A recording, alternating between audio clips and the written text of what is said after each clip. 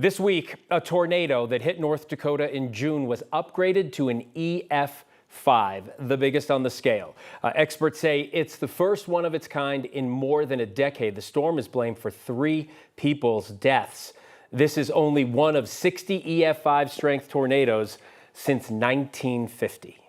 Meteorologist Chris Bianchi joins us with more on this upgrade and explaining why this happened, because that was a long time ago, and now we're hearing that it was an EF5. Exactly right, Phil and Kim. That took place back in June. So to be clear, this tornado took place back on June the 20th. In fact, this took place at a pretty unusual hours at 11:30 at night. And we often, every kind of tornado is bad, but when we talk about a late night EF5 tornado, that is basically a worst case scenario kind of tornado. The one, I suppose, slight saving grace with this one is that it took place in a relatively rural area. But what took place with this as well is the damage from this. The National Weather Service, so in order to come up with those ratings and to determine the exact rating of it and how strong those winds were within a particular tornado, they go out and assess not the winds, they go and assess the damage, and the damage in terms of what took place, that determines the rating. Now, with that tornado that I just showed you, there was